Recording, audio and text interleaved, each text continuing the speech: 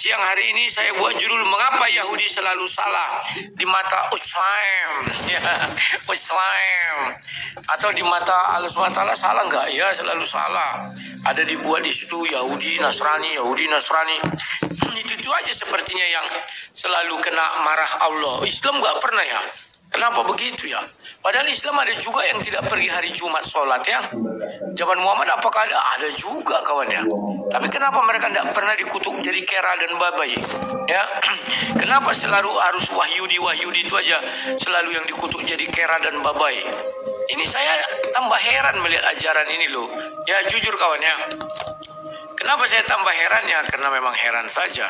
Nah, kawan-kawan, saya setting dulu sebentar, ada sedikit mau disetting ini. Kita akan buka beberapa surah nanti ya.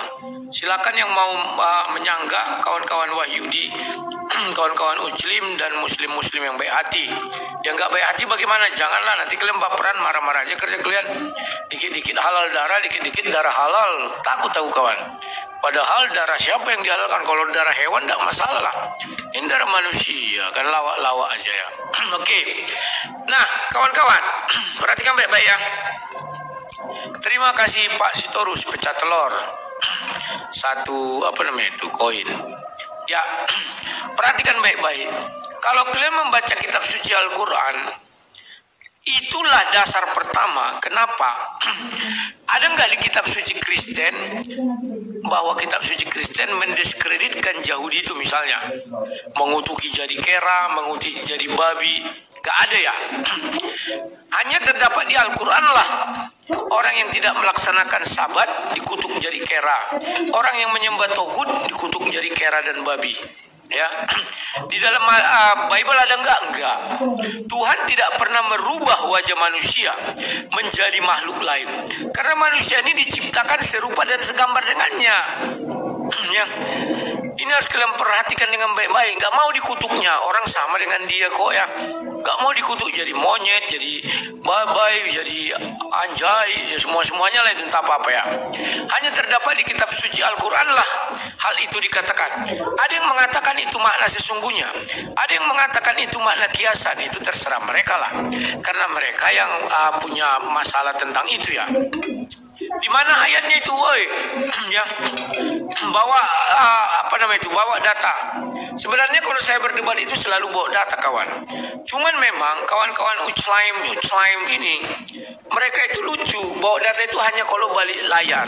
Pan sudah saya jelaskan surahnya. Ya, harusnya dari surah itu saja mereka sudah bisa mengerti kawannya. Tinggal buka, saksikan, selesai. Ini enggak kawannya. Harus kali kita balik-balik kamera ya, sebentar. Bukakan dulu yang mengenai kera. Itu terdapat di surah. Bentar ya. Sebentar. 2:65. Dibilang begini. Dan sesungguhnya telah kamu ketahui orang-orang yang melanggar di antara kamu pada hari Sabat. Lalu kami berfirman kepada mereka, jadilah kamu kera yang hina. Ngeri kawan. Ini mungkin saking marahnya Allah terhadap orang yang melaksanakan sholat hari Sabat. Hari Sabat itu sholat enggak ya? Kan katanya itu dari hukum Allah, semuanya harus sholat. Masuk nggak ke logika orang ini ya? Makanya aku bilang, kalau Muslim ini otaknya itu bagus, mereka akan berpikir pada hari Sabat orang Yahudi sholat enggak ya? Cobalah kalian pikir. Karena ketika di Sidratul Muntaha Nabi Muhammad di langit ke-6 itu bertemu dengan Musa, dan mereka bicara tentang yang namanya sholat. Umat Musa 50 kali. Nah, Israel kan umat Musa, Taurat kan punya Musa. Kira-kira menurut catatan sejarah dunia, apakah umat Israel itu sholat? Faktanya tidak. Ada yang berkata kepada saya kemarin ya, wow, sholat itu artinya berdoa. Saya bilang, kamu pembohong, kamu penipu. Sholat itu artinya bukan berdoa saja. Bukan saya berdoa, apakah saya sholat? Kan tidak. Sholat itu tidak boleh kalian definisikan hanya berdoa. Berdoa bagi orang yang mengucap 2 kalimat syahadat. Yang belum mengucap 2 kalimat syahadat tidak dikatakan sholat. Paham nggak kalian? Harus paham. Ya, inilah enaknya berbicara tentang kebenaran firman Tuhan, bukan kebenaran abal-abal. Banyak orang tuh nggak tahu. Oh, kami berwudu, kata si Suma, 5 kali sehari. Wudu tidak, definisinya bukan hanya cuci tangan, cuci muka, cuci telinga, bukan itu. Harus ada ditambahi kalimat wudu dilakukan oleh orang yang mengucap 2 kalimat syahadat. Saya tidak mengucap 2 kalimat syahadat, saya tidak bisa dikatakan berwudu sekalipun saya cuci muka, cuci telinga, mata, gigi, hidung, semuanya, kaki dan semua. Saya tidak akan bisa dikatakan berwudu karena saya tidak mengucap 2 kalimat syahadat. Itu penting, kawan, ya. Nah, jadi kawan-kawan, mengapa begitu bencinya? Ini kawan, Allah SWT mengutuki orang-orang Yahudi itu. Kenapa, kawan?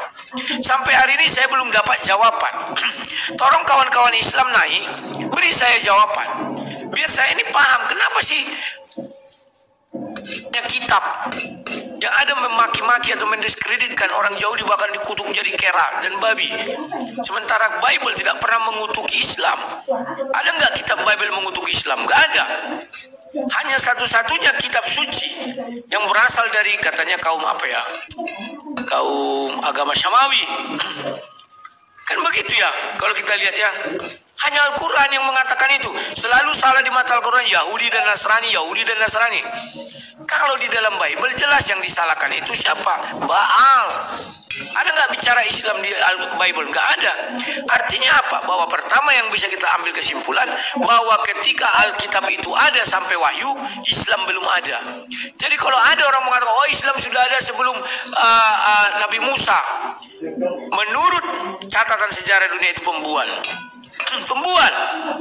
Makanya selalu saya minta tunjukkan bukti arkeologi satu di mana ditemukan ada kata Islam di tulisan tertua sekalipun. Silakan.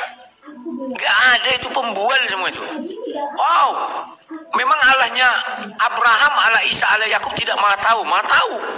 Andai kata saat itu Islam sudah ada, pasti dia akan berfirman, Abraham. Kan sama seperti surah 2 ayat 132. Abraham mewasiatkan kepada anak-anaknya agar mati dalam memeluk agama Islam. Tapi terjemahan Kemenak sekarang diganti jadi Muslim. Kan gitu. Ini harus kalian pahami. Beda dengan Al-Quran. Kristen saat itu sudah ada Kristen Arab. Kenapa di Al-Quran tidak ada disebut kata Kristen? Nah ini bukti bahwa Allah SWT itu maha tahu.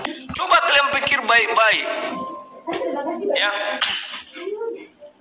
ini sangat mengasihkan belajar dengan menggunakan otak, kawan. Tapi kalau menggunakan pantat ya nggak enak lah. Apa yang bisa kalian uraikan dari segala sesuatunya? Kalau kami Kristen jelas. Kenapa di dalam Bible tidak ada satu kata pun mengenai Islam? Agama Islam. Tapi agama yang dirujuk Yahudi. Kenapa Yesus di Matius 5 ayat 20 merujuk Yahudi tidak Islam? Karena Islam belum ada, belum lahir.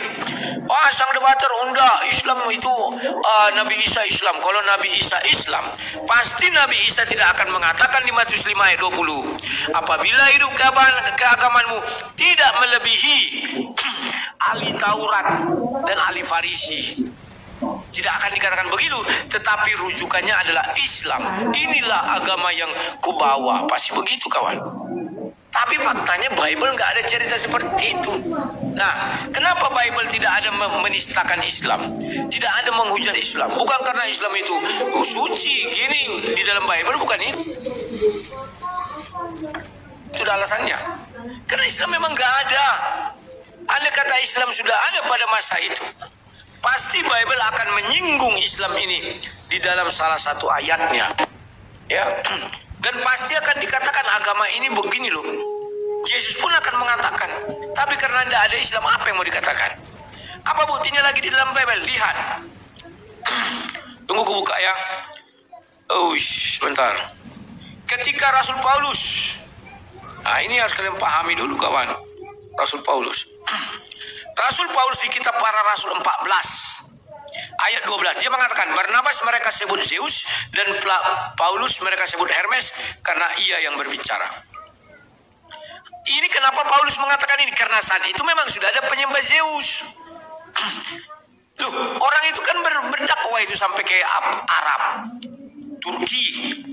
Jadi jangan kalian kira Kristen pertama Antioquia itu dari Romawi. Kan otak-otak Uclim ini kan udah gue bilang dipantat semua.